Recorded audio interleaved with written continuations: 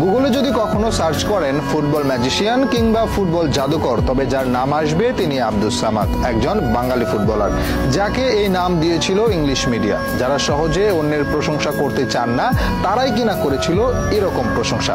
ভাবা যায়? ভাবতে হলে আগে জানতে হবে এই আব্দুস সামাদের ব্যাপারে। কে ছিলেন এই ফুটবলার? 1885 সালে যার জন্ম, 1964 সালে মৃত্যু। তবে বিদায়ের আগে নিজেকে প্রতিষ্ঠা করে যান ফুটবল জাদুকর হিসেবে।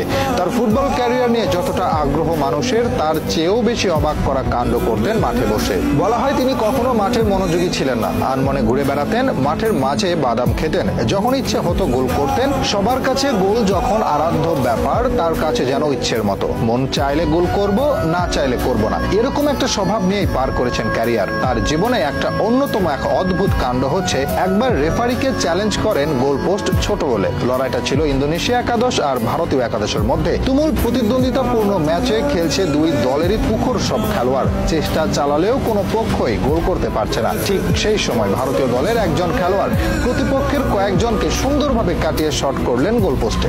বল পোস্টে লাগলে রেফারিকে গিয়ে বললেন পোস্টের সাইজ ছোট, সেটা মেপে দেখতে। রেফারি ভাবেন মজা করছেন সামাদ, তবে তার জোড়াজুড়িতে পোস্ট মেপে দেখা যায় সত্যিই পোস্টের সাইজ ছিল ছোট।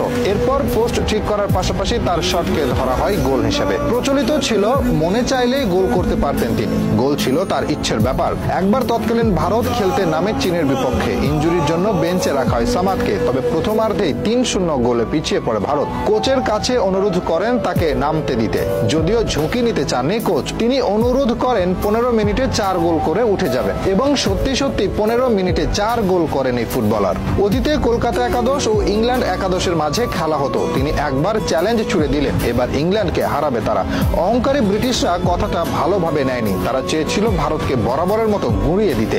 তবে এবার আর সেটা করতে পারেনি, উল্টো হজম করে এক হালি গোল, যার নেপথ্যে ছিলেন সামাদ। তার এরকম পারফরমেন্সে বিমোহিত হয়ে শেষ পর্যন্ত তাকে ফুটবল জাদুকর হিসেবে আখ্যা দেয় ব্রিটিশ মিডিয়া। এরকম আরো অসংখ্যবার অদ্ভুত পারফরমেন্স দেখিয়ে আলোচনায় ছিলেন তিনি। দুর্ভাগ্য যে সেই সময় ইন্টারনেট ছিল না এত আধুনিক ক্যামেরা, নয়তো এই প্রজন্ম জানতে পারতো কত বড় একজনকে মিস করেছি আমরা। 1938 সালে ফুটবল থেকে অবসর নেন তিনি। এরপর 1947 সালে দেশ ভাগ হয়ে গেলে তিনি চলে আসেন পূর্ব পাকিস্তানে। তিনি বসবাস করতে শুরু করেন দিনাজপুরের পার্বতীপুরে। জীবনের বাকিটা সময় এখানেই কাটে তার। এখানেই মারা যান 1964 সালে। এই প্রজন্ম মেসিকে জাদুকর ভাবলেও অতীতে জাদুকর হিসেবে পেলে, ম্যারাডোনা আখ্যায়িত হলেও ফুটবলের আসল জাদুকর ছিলেন এই আব্দুস সামাদ।